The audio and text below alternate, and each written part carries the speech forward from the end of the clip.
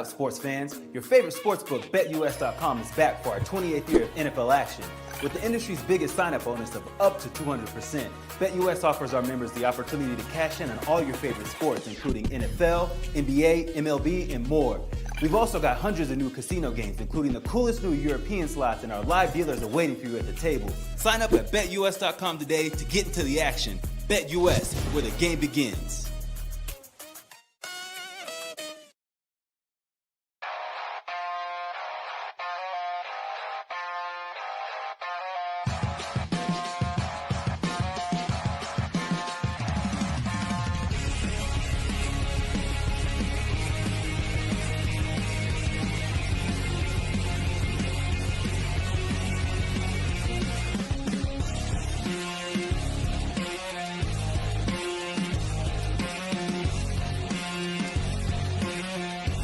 And now, broadcasting live from Las Vegas, the Snake Sports Talk Show with Jake Silva starts now.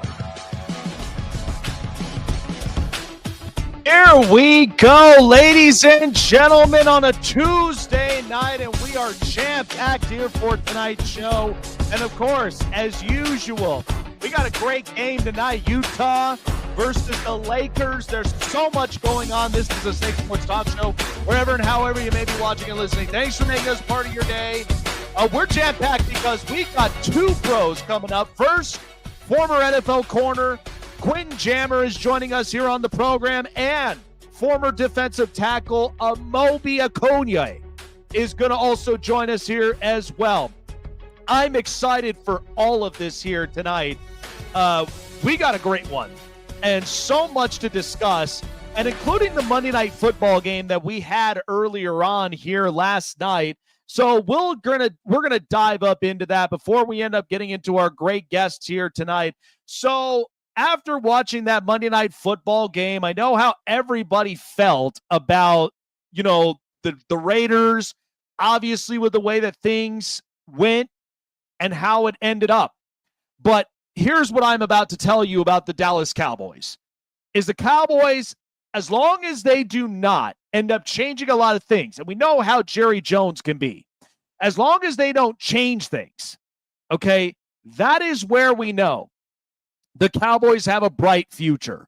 And last night, it wasn't only just about the moves that they made, but it's the potential that they will have with the amount of picks they got back. So last night, it was all about Dak.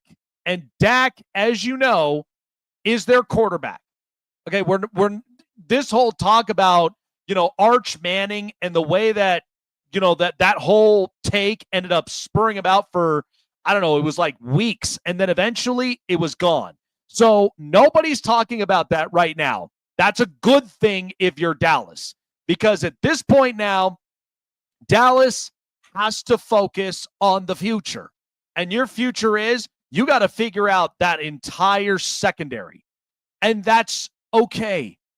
And you know what? If you go out and you get somebody like Caleb Downs, that's going to be even bigger of a huge potential of what the Dallas Cowboys are going to end up doing. So I think the Cowboys really have to address defense in a big way. And Dak gives you a lot of time on offense. He does. Because distributing, he was 25 of 33, also had 268 passing yards and 4 touchdowns, no picks. So with the amount of the return now is going to be a lot sweeter. All right. And I love every bit of it. And I think with the Cowboys, there's going to be a lot that you really have to consider. And so getting a safety, getting a corner, maybe have to go and get an edge rusher at some point in the draft.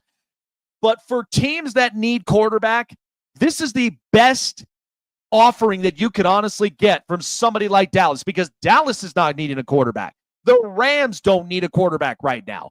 Now, eventually, they will end up drafting one, and who knows? But I think it's also good to have a backup quarterback to at least give your team a really good insurance policy. So Dallas right now, even after you get Quentin Williams and you get Logan Wilson, I feel like there's potential there.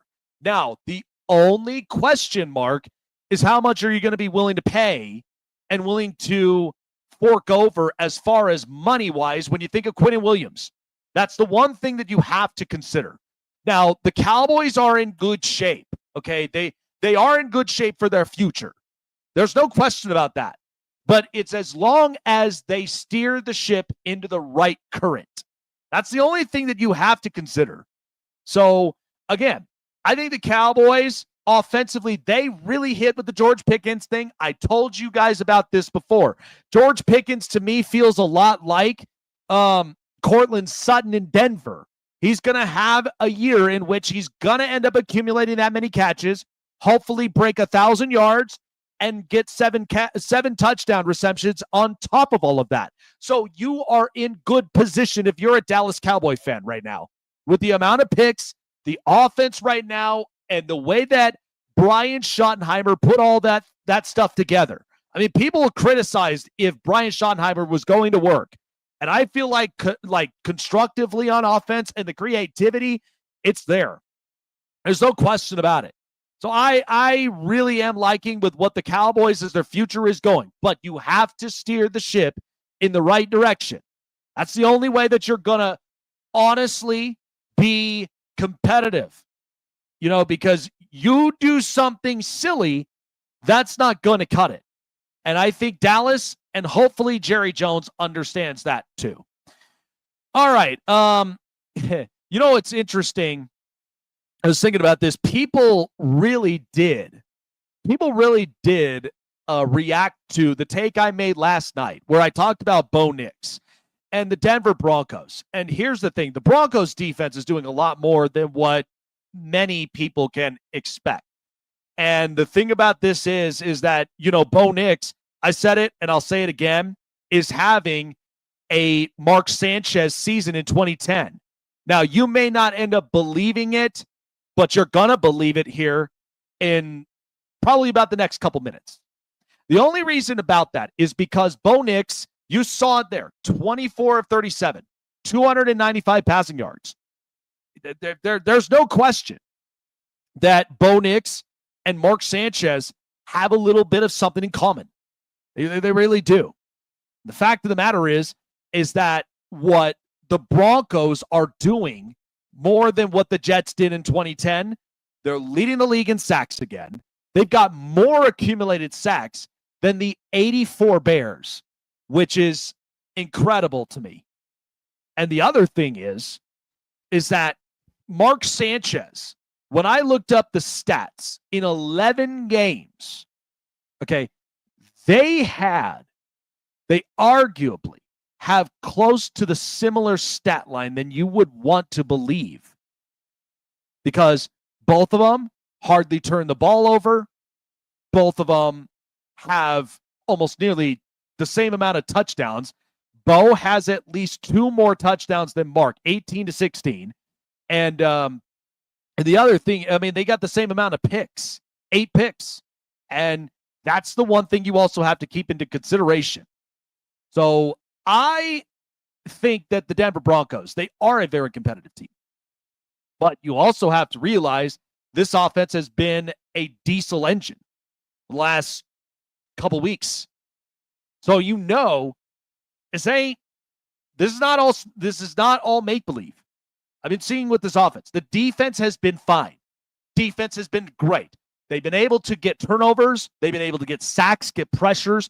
They know how to get the ball back, okay, and get the offense back out there. Now, what's crazy about it is Bo Nix this year is leading the league in pass attempts. I thought it was Drake May. But then when I looked over, and Sean Payton, this is all part of Sean Payton's build, is Sean gives you confidence in a quarterback. You got confidence with Drew Brees. Didn't have confidence at all with Russell Wilson. You saw the body language in the writing on the wall. It was not working at all. And the one thing that you also see now is with Bo Nix, there is trust there. He's going to let him loose.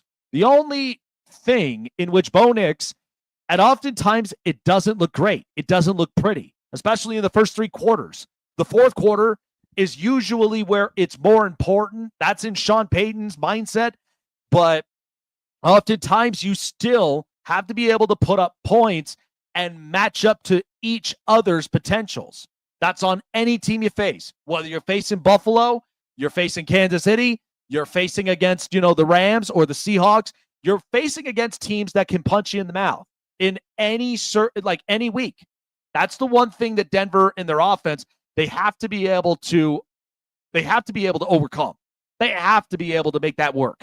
So my takeaway is, I'm not saying Bo Nix is Mark Sanchez, but this is similarly to what Mark Sanchez did. He was on cruise control. Think about it. Jericho Cottrey, Braylon Edwards, Dustin Keller, the tight end, Sean Green, and then you also had LaDainian Tomlinson. Okay, you have to understand that Jets team with Mark Sanchez up and in there on cruise control, it's the same similar stuff. Now, Bo is much more efficient than Mark Sanchez. We can all agree on that. But the only thing that you also have to admit is that the both of them, with the same amount of picks, 2 more touchdowns, and quarterback rating, by the way, their passer rating is only off by 4 points. It's only off by 4 points. So that's just telling you something there. So I think that the Broncos, by the way, like I said, how far they go is however Sean Payton controls this team. And you got to control the plays. You got to control the momentum. You got to get everybody set. So that's the one thing that you also have to understand. Good stuff. But I will say, the Broncos really, the defense has really impressed me a lot. It's just offensively, I want to get behind the Broncos as far as a team that is a threat in the AFC and then in all the NFL. I want to be able to do that. But it's difficult because there are teams that are out there that can score up on offense and they're also physical up on defense. I mean, you're watching, people say it's an easy schedule for New England. Is New England legit? Are they elite? I don't know yet. They haven't really faced up top-tier teams yet, so we have yet to find that out and what Drake May is going to look like. We already know Buffalo, and we're going to get into our top 10 list going into Week 12 because there's a lot of changes. But we also know the brutal honesty about a lot of these teams like Buffalo or like Baltimore or like a lot of these other teams. So that's going to be coming up here next. Coming up, I think this is also an interesting topic of discussion, but talking a lot about the Chicago Bears because it may not look pretty. It may not look flawless or consistent, but you got to be able to give some credit where credit is due of what Ben Johnson has been doing in Chicago since he's been here. We'll talk more about that. All righty, folks. Well, like we said, we got the game tonight. Versus the Lakers.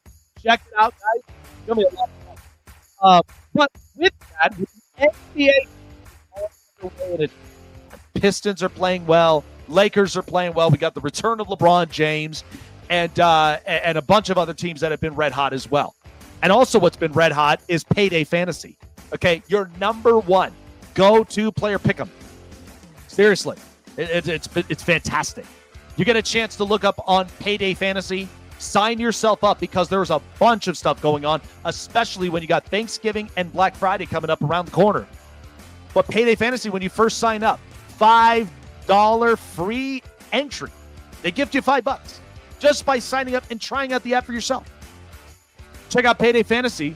And on top of all that, you also get 100% deposit bonus matchup of up to $100 just by using the promo code SNAKE. Remember, that's promo code SNAKE for 100% deposit matchup of up to $100. That's the best deal that you could get. For the season of giving, Payday Fantasy is there for you. So sign up, get your free entry, use the code SNAKE for that deposit matchup. Sit back and relax, pick the player and pick the predicting outcome.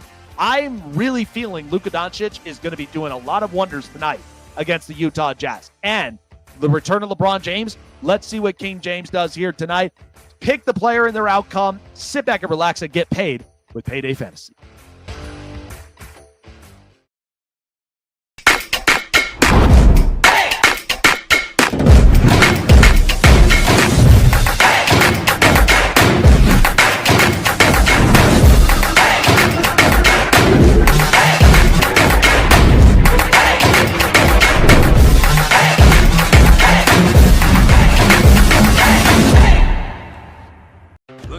show with the best takes and opinions? Want a show with the best coverage around the world of sports? Jam-packed with an all-star interview lineup? Then the best place to find it all, sports and entertainment, is right here. Join Jake Silva on the Snake Sports Talk Show, presented by SeatGeek and BetUS. Weeknights at 8 p.m. Eastern, 5 Pacific on Sports Wave Network.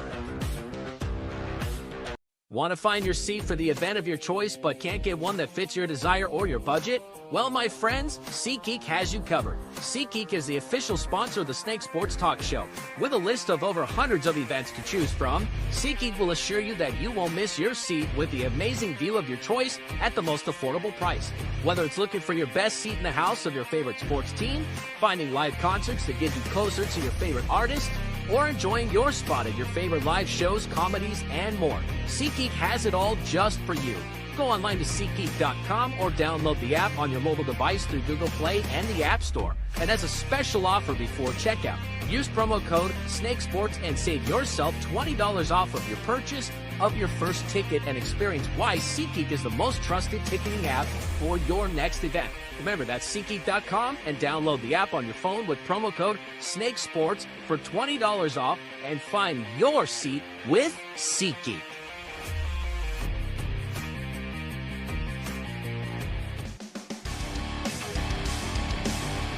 It's going to be a fun, action-packed night in Los Angeles as the Utah Jazz and the LA Lakers are also going to be squaring off here tonight.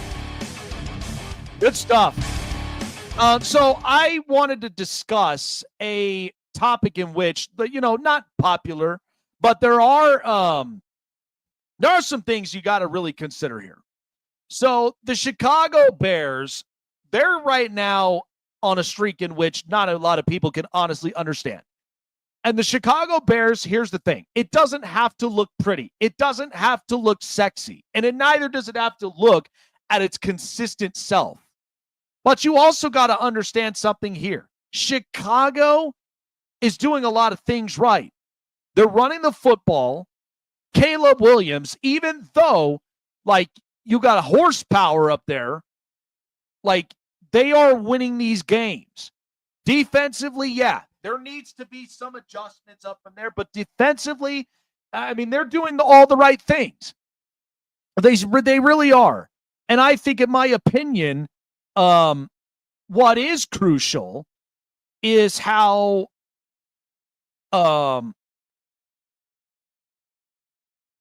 what's crucial is that you look at how all the other teams right now, Green Bay, Detroit, Minnesota, a lot of teams in the NFC.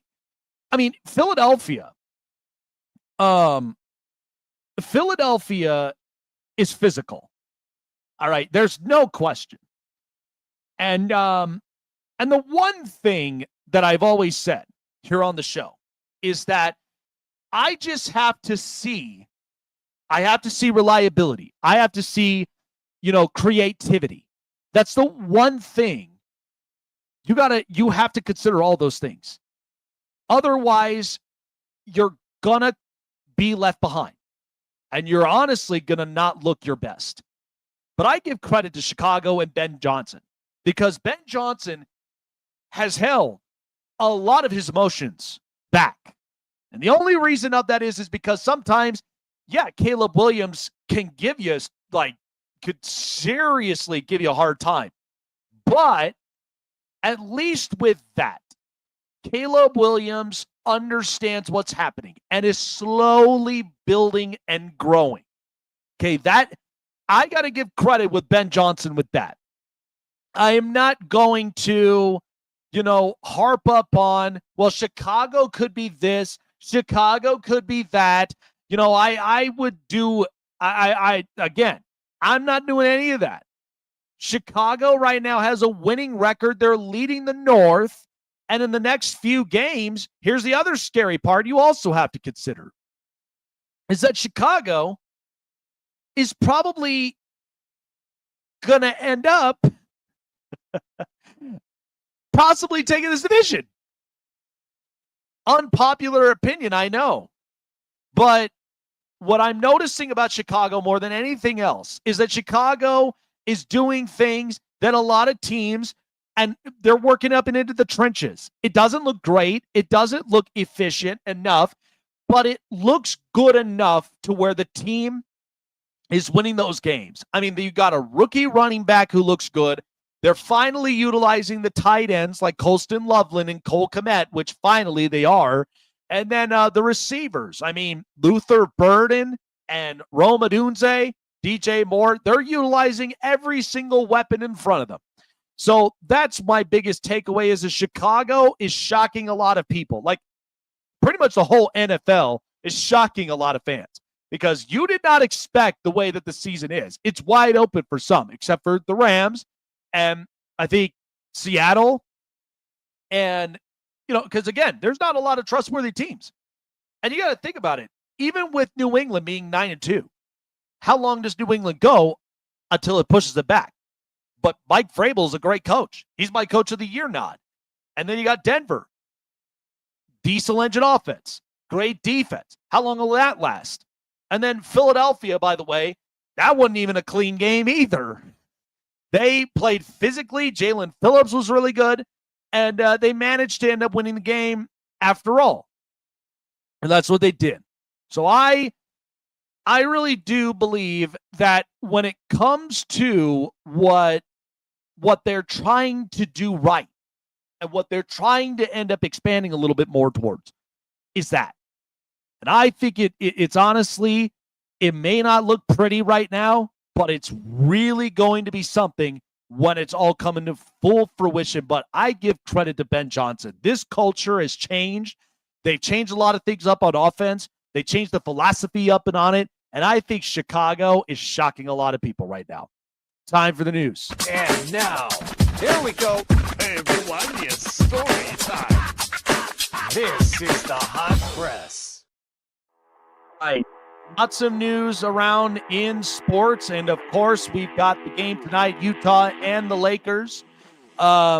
So, interestingly enough, we're here up in Denver, Colorado, and Colorado Buffaloes are at a 3-7 season, and Deion Sanders ended up going up, and he was asked on a presser, basically talking about Colorado and where the direction is right now on a 3-7 season, and it's not looking great. This is a struggling season that they've had, and this is their second open week, and they host the Arizona State, and then before finishing the season against Kansas State. So Deion Sanders on what the 3-7 season has looked like for them. They believe that they've got the right man, and here's what he basically had to say here.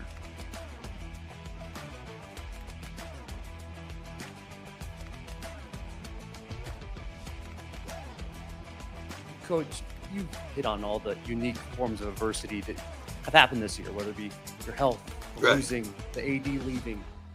They're all happening at once. What kind of challenge is that for you? I think God spread them out a little bit. they hit me once. Now I think God, He allowed this. Like so. I'm. Please understand. If anybody is built for adversity, I am. If anybody is built for change, I am. If anybody's built to overcome situations and trial and tribulations, I am. You got the right man. I promise you do. And I'm going to prove that to you. I am. Just give me an opportunity and give me a little more time, and I'm going to prove that to you. I will.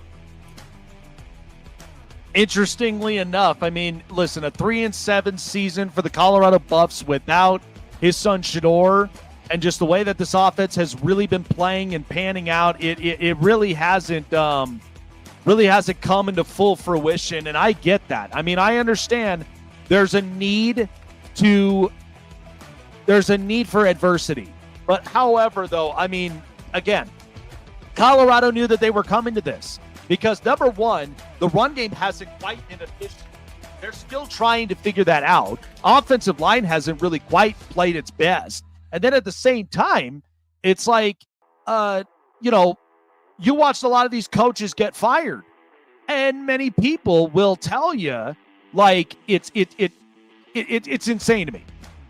It's insane to me, like, what all has really gone on. So I really do think that Colorado, depending on the way that things go, I'm willing to give Deion Sanders another chance because, look, after I just saw James Franklin, he took the Virginia Tech job, and you saw what happened up at Penn State. Penn State had enough of it. They had enough of this whole thing. So they know that. And then the other thing is that Penn State, like, they had national championship aspirations. That's the difference. The other thing is like LSU, they moved on from Brian Kelly, but it was a wonky fit. So coaches are getting fired. And I had Coach Jags on here last night who had his experiences at Boston College. And there's no excuses up for that. So, and everybody knows it. But I do believe that when it comes to Colorado and what they need to do better and what they have to do right, because there are no excuses up for this whatsoever. So I think Colorado, I think they'll still be up and in good hands, but there are a lot of things that they have to consider and they really have to fix up at some point. Moving on, lots of qualifying offers had been accepted in Major League Baseball. There were 4 of them. So Shota Imanaga ends up coming back to the Chicago Cubs. Brandon Woodruff comes back to the Brewers. Trent Grisham back with the Yankees, and Gleyber Torres is back with the Detroit Tigers. Now, the biggest thing is that with all these contracts, the salaries are at $22 million. Okay, those are those accepted contracts. Now, amongst players who have rejected these offers, okay, the ones who have rejected them were names like Kyle Schwarber and Ranger Suarez, Kyle Tucker, Framber Valdez, Bo Bichette, Dylan Cease, Michael King, Edwin Diaz, and Zach Gallen. So these guys are obviously looking for big paydays. Now, the biggest ones, of course, are Bo Bichette, Kyle Schwarber, Kyle Tucker, and multiple others.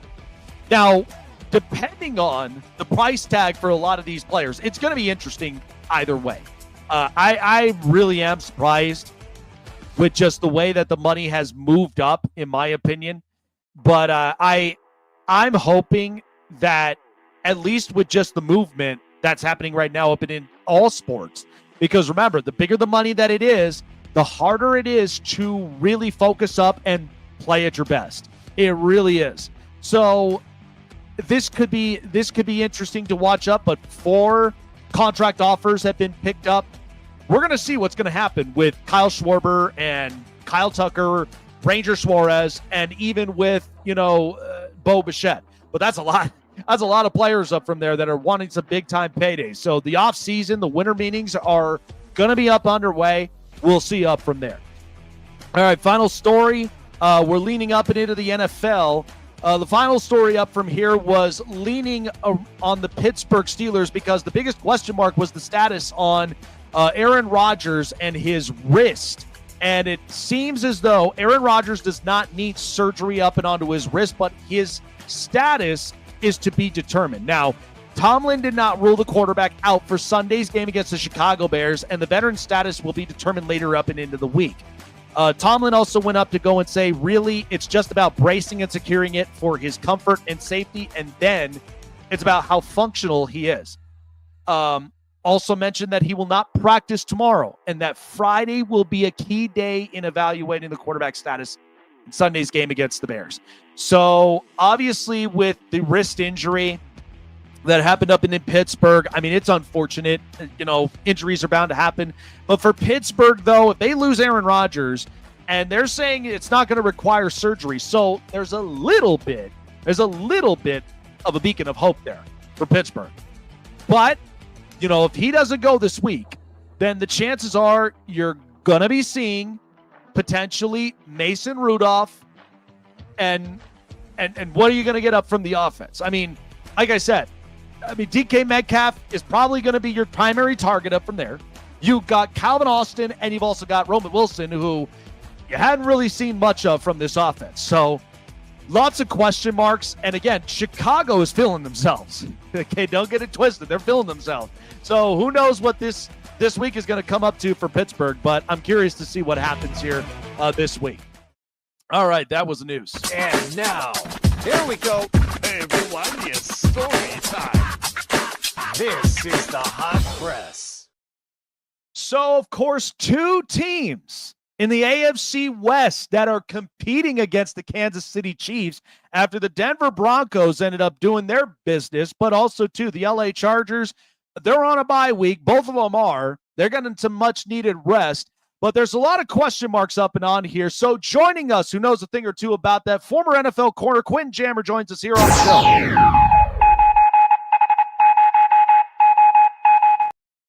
I got to say, side note here for you, Quentin.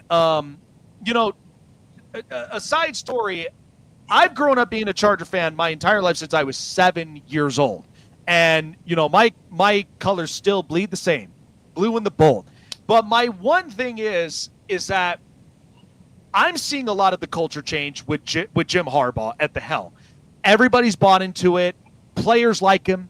And the only hard part is, and you know this, is that adversity can come at you in every single angle. I'm watching it every week. Offensive line struggles. Herbert, we know, making the decisions and throwing it to a lot of his components. There's a lot of challenges up from here. Going into the bye week, there's a lot of things they have to evaluate and they have to take in with the amount of weeks they've played. And from your experiences overcoming these adversities, what do you think is going to be going through the minds of Jim Harbaugh, Herbert, and the rest of the squad when they get prepared to face Raider week after the bye? You got to fix the O-line woes. Got to keep Justin Herbert upright. That's where it all, starts. That's where it all fall apart. If he's standing upright, you win the ball games, or you're going to be in them. And if he's not, you're not going to be in the games. You're going to get what you got on Sunday, 35-6. And he was sacked multiple times, and we've seen him operate when he's given a good pocket. So, I mean, their struggles start right there. Like, you fix that, I think the Chargers are in business. I thought about this, and from where they've sat at, I mean, they've got two great tackles. Now, both of them are obviously out for the season due to injuries. But my biggest question mark, though, when the season started was obviously at center. And I think a lot of Charger fans have also voiced about that many, many times. But my biggest thing is even going up and into the draft. I mean, to me, I would like to see them draft a center for the future.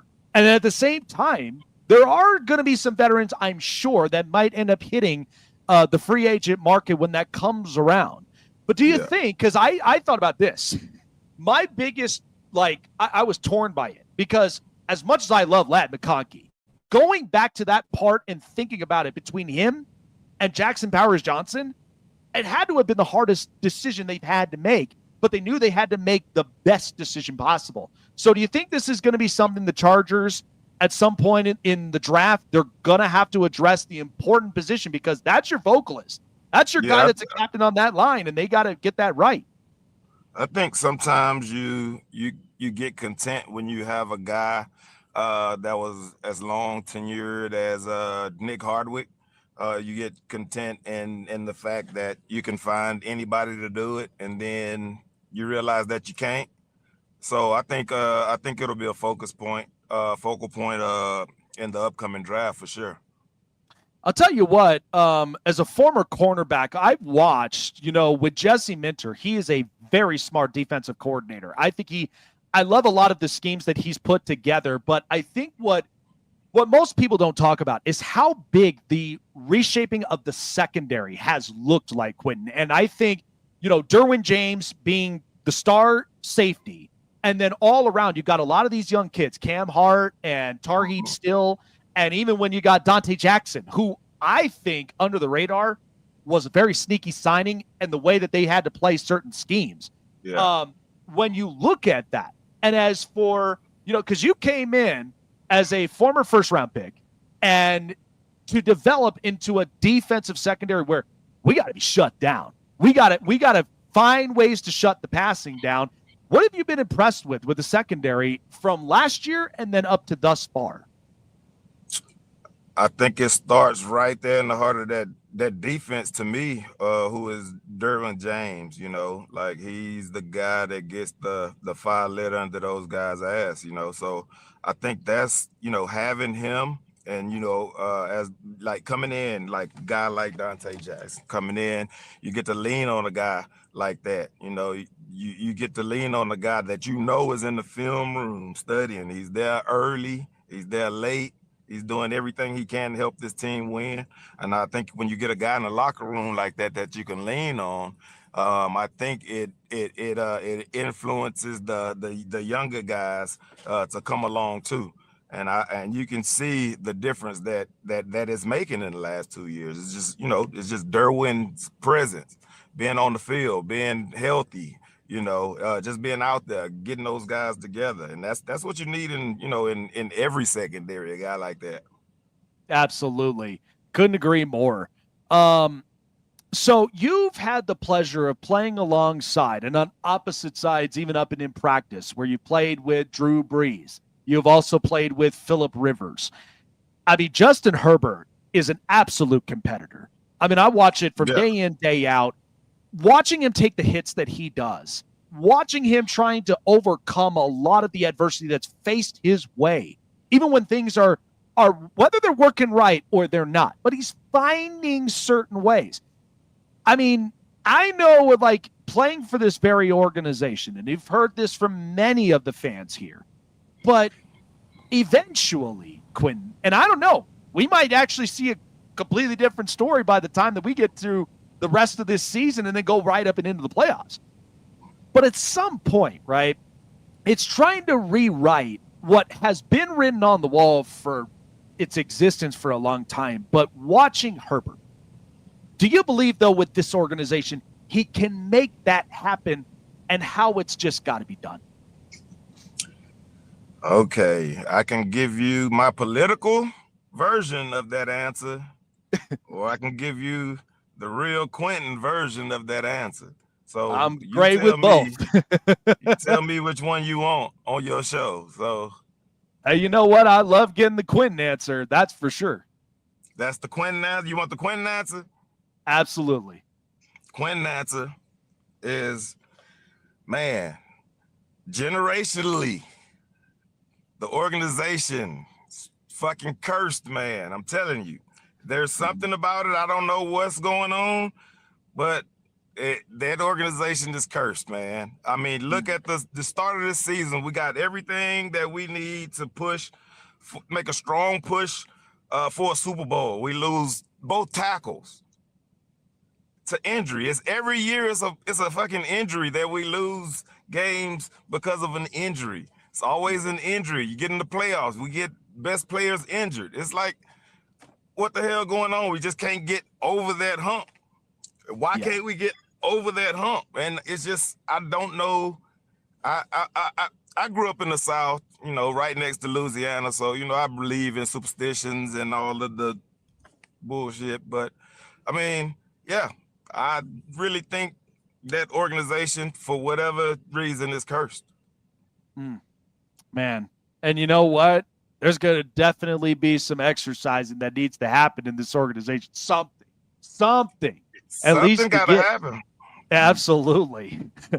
I do want to discuss shifting up to Denver. I mean, this defense is flat out phenomenal. I mean, the secondaries with Pat Surtain and their young rookie Jahdae Barron from Texas in your alumni. And I just think what I have a hard time with here, Quentin, is as much as I absolutely applaud this defense, my problem is that with the offense with Bo Nix, it feels a lot like a diesel engine. You have to clean this thing up in order for it to run well, right? And it took like 3 quarters, and then you get into the 4th quarter, and it's like, okay, they finally have hit somewhere. Yep. I feel like somewhere in that, when you get into the playoffs, There are going to be some physical teams that are going to figure that out, and they're going to figure that out very quickly because you're not going to play like that against, a physical team like even with Kansas City, Philadelphia. I feel like the Rams and Seattle. Yeah, Buffalo, another one. So when you think about this, as much as Denver can harp about being first in the AFC West, do you feel like there's going to be a point where there's going to be a roadblockage up front? I don't think so, but I'm a defensive-minded player, and I think defense wins championships, and I think that defense can win a championship. I mean, what was it? The 2000 Ravens with the crazy defense and a sputtering offense, and they won the Super Bowl. I think the Denver Broncos could be that. With a defense like that, you just need to outscore the opponent by 1. And with a defense like that, you holding teams to 10 or less points, you need to score 11. So, okay, offense, go put up 11. I don't care how long it takes you to get it done. Just get it done. Yep. Yeah, and it's a fight of inches, right? It's a game of inches any given Sunday at the end of the day. My final question before we move on is, I see a lot of this shift in the AFC West, and I was really hoping that, obviously right now the Raiders are going through dysfunction. It's unfortunate. But no, it's not unfortunate. I don't like the Raiders. Oh, absolutely. I feel the same. And the thing is that Kansas City, they're on their toes now. They've had their reign of dominance for the last few years, and we all knew that, they figured some things out and all the rest of it. I feel like, to me, they're spoiled with Patrick Mahomes because it only took a certain amount of time until, hey, Chargers get Jim Harbaugh and the Broncos get Sean Payton. This ain't no simple division anymore. And so how do you kind of predict this in the next few years? Because this is going to be like sharks in an entire swimming pool that is going to be fighting each other, biting each other, and it's just more exciting more than anything else. But how do you kind of predict this with this division for years? You don't, because like you explained, it's going to be the most exciting division in football for years to come. And like you said, it's shark swimming. Everybody want to see it. It's Monday night football, it's Sunday night football. That's what everybody want to see. So it's very hard to predict. But I really think that with that young defense in Denver, I think they're gonna be really good for a long time because that young secondary is gonna be really good, bro. Really good. Especially with that pass rush that they have. So they're gonna be, and it's a young pass rush. So they're gonna be good for a long time as long as they can keep their players, their core group. They're gonna be good for a long time. I'll tell you what, it's a funny side note because I said here on the show yesterday that really threw off Denver fans. And it was actually, it started up on Fox Sports, but it was a comparison when it came to the season. And it was mostly towards Bo Nix. Bo Nix in 11 games that we've already seen. And then what is comparable was the 2010 Jets with Mark Sanchez. My only thing about this was, he kind of felt like he was a little on cruise control because the Jets defense was doing any and every way that they can to make stops. Now, Denver is far above that. They've already accumulated more sacks than the 84 Bears. And then on top of it, their pass rate in the air, best in the league. And so I just feel like, and that's where we knew where the Jets were in 2010 and how far they got. That's why I'm thinking the roadblock at some point in that offense, that's not going to be a good feeling if that becomes reality. Because eventually you got to be able to put points up, secure it, defend it, and win the game in the trenches any and every way you can, right? I just think they have more weapons than that Jets team. I think this Denver Broncos team have more weapons on offense than that Jets team had. So I think once they get it clicking, if they can, I think they are they'll be way better than that Jets team. So, in my eyes, though, this young Denver Broncos team is they could make a big push in the next couple years. Yeah, I agree, man. It's going to be a wild, wild west, man. But I'll tell you what, I love the fact that the Chargers are going to be coming back off the bye, and they're going to be up at home, back in those supercharger navy blues that give me such nostalgia. That has to be the motivator. That has to be the fuel that gives them fire in the bellies and ready to roll against Raider Week, right? No, exactly the opposite. That ass whooping that they just took should be the fire in their belly to get them going. Because if you take an ass whooping like that, yep, the only thing you can do is fight. Absolutely, man. That's all you can do is fight and fight for every inch, man. I just got to see how they plan out up from here. Quentin, got to respond. Yeah, absolutely. Couldn't agree more. Quentin, appreciate you for coming on by up and onto the show, man. And by the way, happy Thanksgiving to you and your family, man. Enjoy it and enjoy the holiday seasons, and we'll see you soon, my friend. You too, man. Anytime you need me, always here, bro. Absolutely, man. Love it. Take care of yourself. All right, you too. There you go. And it's interesting when you think about it because I mean they got this Broncos defense is great. Like, it's great. There's no question, no doubt at all. And the only thing is just offensively, that's the one thing that gives me reasonable concern. But if they can make it happen, again, I think the team will be in good shape still down the stretch, but that defense is going to be hard to penetrate. Like it's really going to be that difficult. Good stuff. Amobi Okoye around the corner. We're going to be talking Chicago Bears, talking the Houston Texans because they're playing Buffalo this Thursday. And right now, no CJ Stroud. So it is going to be interesting. So, all right, here we go. Knows a thing or two what happens up and in Chicago. This is the best feeling that Chicago fans have been having in a long time. And so love the culture, love the change up from here. To discuss it, joining us, here's Amobi Okoye here up and on the program. Nope. There we go. I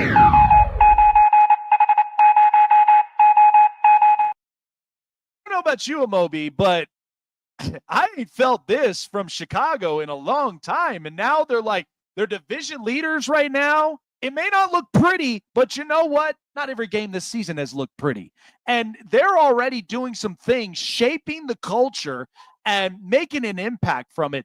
What have you been impressed with Chicago this season with Ben Johnson? Because it seems to me like he is a youngster, but has a lot of the experience on his belt and does exactly with what he mentioned several times in the press conferences that he was going to do.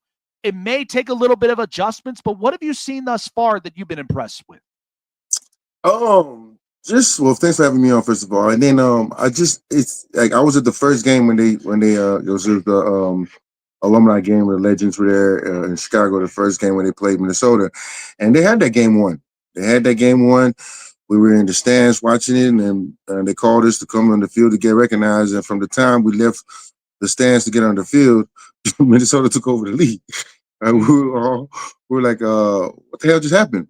But it was still a solid performance all around from the team, and they kept on building on it. And to see them win the way they just won this last week, this past Sunday against Minnesota again, they're trending upwards. Caleb is playing lights out right now.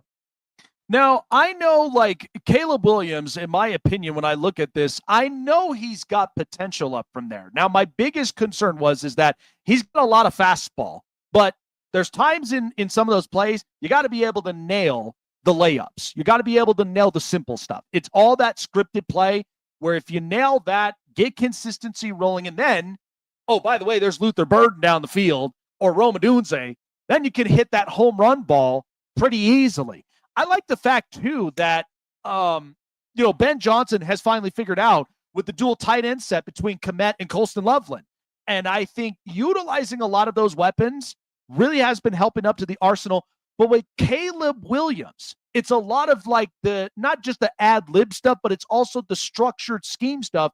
He's got to be able to manage up. And I think with these next few games, it's favorable for Chicago, and there's always going to be room for improvement there. I think the same. And just and they just tell you how football is the ultimate sport where it takes everybody. It takes everybody. Look at Caleb's rookie year and how Jalen Daniels did his rookie year and becoming an NFL rookie of the year and all. Now look at this at year 2. It's like the reverse. And so I think it's all coming together. Like I said, football is the ultimate team sport that correlates to life, especially. And then so seeing it all just formulate, and I just hope that they keep on keep it going. It was good to see them win. Good to see the Texans. All the NFL teams I played for won this week, and the college teams I root for lost this week. So it was interesting, but it was good to see them turning around and trending upwards. Tell you what, I got to ask what your reaction is going to be like in these next few weeks. But man, could you imagine what the atmosphere will be like if Chicago wins the division? Like that's and the way. I mean, then the NFL really had with scheduling in the last couple of years has been good because towards the end of it's very meaningful games that you still have to play towards the end of the year that can determine the trajectory of where your season goes. And so, yeah, this next few weeks, man, every team is going to have to be on top of it. On top of it. So I want to shift to a team, and it was obviously last night's game, but Dallas ended up showing the way that they did against the Raiders. And what I said when the program started is I think if you are Dallas, and a lot of this is just sending a message to Jerry Jones, don't screw this up, because number one is this team has a lot of high potential, and the amount that the draft picks that they got back, you can address your safety, you can address your corner, you can address with an edge rusher. This team and what they put together. Now, they're going to feel the stinging of Micah Parsons, but it's not going to last there for very long. Exactly. I think going into the draft with what they have, there are going to be teams that are going to be fighting to get a quarterback, but I think this is good leverage for Dallas. What do you make of it? Because I think this Dallas defense, as if they can address those pieces in the secondary, shut that down. I mean, Quentin Williams was one of the parts that they know they got. And that's going to be the question mark of the money they'll spend for it. But if you keep this and you add on to more, what's to say 2026 won't look different for Dallas? Their run game and their secondary is the two things they just need to improve to get them over the hump, in my opinion. And so I think they address those things. It's wide open, and to go in and run the table, and the Eagles don't look like as formidable as they were last year or going. But we'll see, man. Like I said, these next couple of weeks are very, very important. Yeah, no, I agree. I mean, and the big thing is Dak Prescott playing as rejuvenated that he is. I mean, I don't know what it is. I got to get the number to his doctor, because the fact that he comes back up from having the injury, and then yet he looks like this. That already told you that whole Arch Manning conversation shut down completely. It's like, this is our quarterback. We're going with him, and we're going to go with wherever he leads us. But I felt like that George Pickens trade. Oh, that was huge. Oh, my God. I even said it on the program he's going to have a Cortland Sutton season where he's going to accumulate 75 to 80 catches, over 1,000 receiving yards, and probably 7+ scores if you get there. I think he's playing for a contract himself. Oh no, I keep saying this next few weeks it's going to be interesting to see how everybody buckles down and plays. So a team that's playing Thursday, the Houston Texans. Now, unfortunately, C.J. Stroud is going to be sidelined again for the straight week, and it's hard. But I felt like, and you've played alongside him with D'Amico Ryans, and you know the kind of personality he is, and what he's about. Now, going into this game, it's not going to be easy because you're playing against Buffalo, who put up 44 against Tampa. But that defense is going to be the key in which could shut down the momentum that Josh Allen is carrying from. What do you expect from Thursday? Because I love this defensive front, and I love everything that they're doing. And that's going to be important if they want to keep in this game. Oh, no doubt. For instance, since playing with D'Amico, we always knew he was going to be a coach. We called him captain for a reason then, because he had that. We just didn't have a player on the field that was good, great. We had a captain and a coach that was also getting us getting us right. So that defense for them, we know is going to be good. We just need Mills to play manageable football, run the ball, and we should be good. Yeah, no, absolutely. If they could run the football efficiently, get physical, and find ways to stop the run and find ways to get Josh Allen out of his rhythm, that's going to be incredible for Houston to be able to fight in, even on a short week in itself. Yeah. Yeah. It should be, and then, playing there, hopefully we can use some home field advantage as well to get the dub, because definitely need it. Definitely need it. I think the Texans were like one of a few teams in the history that started the season 0-3 and still made it to the playoffs. So if we did it in the past, we can do it again. Yeah, absolutely. I'll tell you what, last question here before letting you go. This season has been odd for not a bad reason, but for an interesting reason, because a lot of teams' identities you can see out there up and onto the field. Every team's got an issue. It just depends on the severity of the issue they're dealing with, and right. It's solvable. And you know what's funny is, like right now, the Rams look like the determined team. Seattle looks physical. They got a really good defense. Unfortunately, Matt Stafford is playing some good ball right now. He's playing great ball. Great and what I ball. said yesterday was it was like two heavyweight fighters. One of them just forgot his uppercut at home, and that was where Sam Darnold just completely forgot.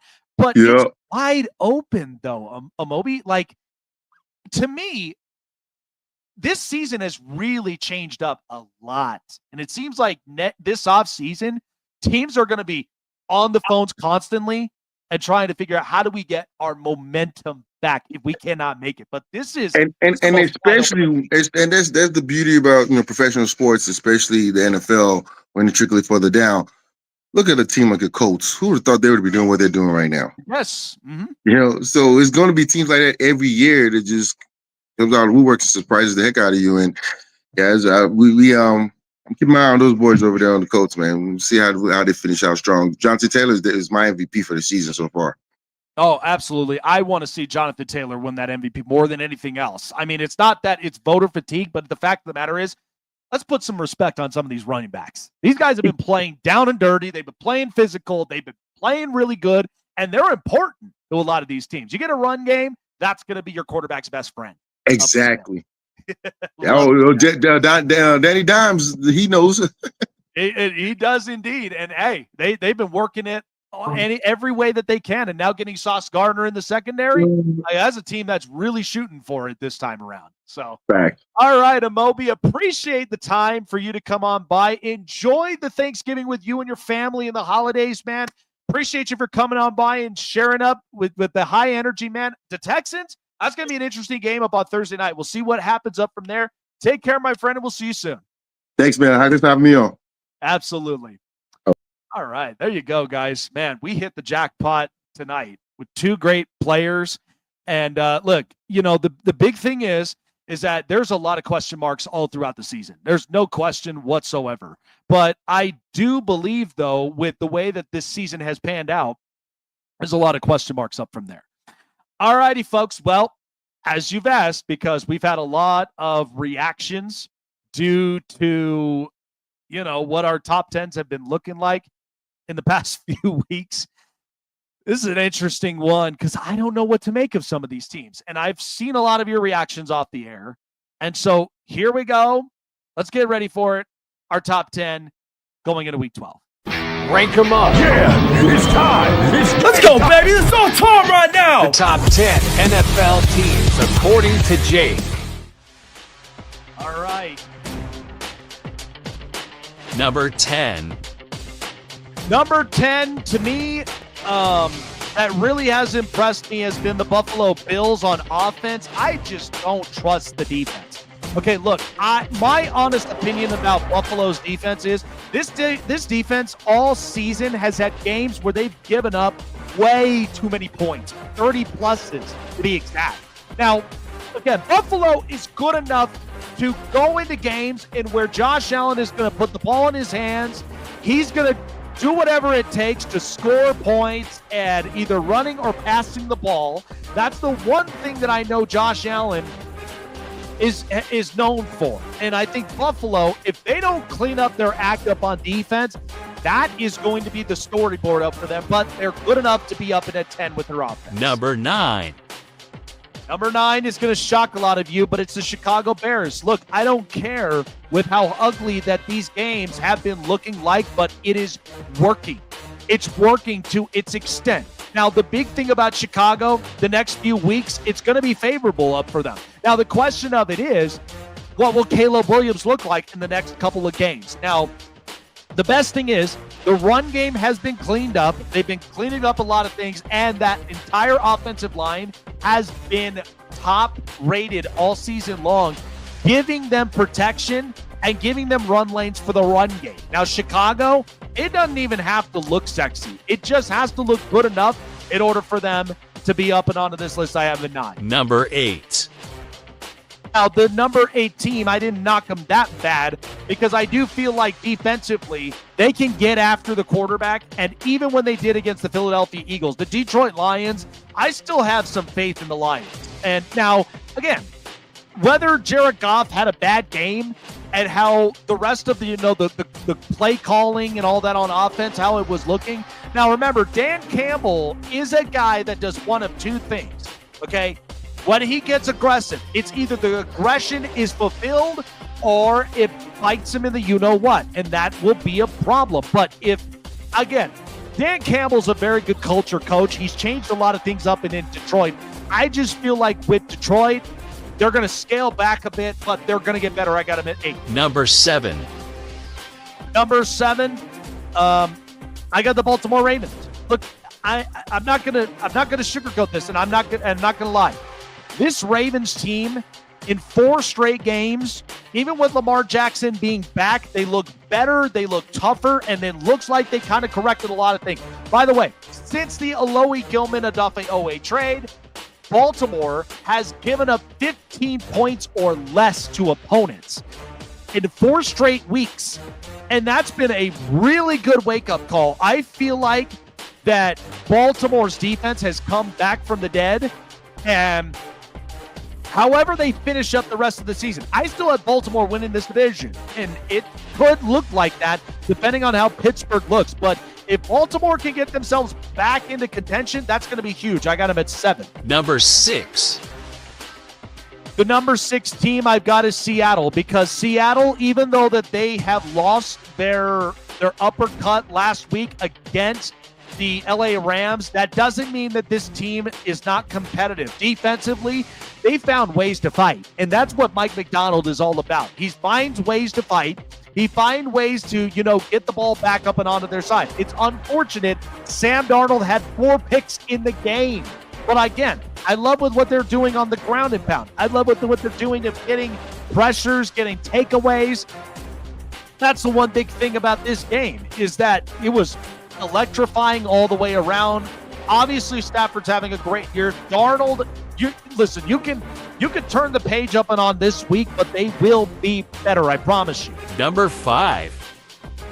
Number 5, I got the Denver Broncos. Love the defense. Questionable about the offense. Listen, I've said it before that I think Bo Nix is having a similar season to the 2010 Mark Sanchez season, where the two of them, you got quarterback ratings that's not that far off. Their passer rating is only off by 4. And then on top of it, they're throwing the same amount of picks at 8.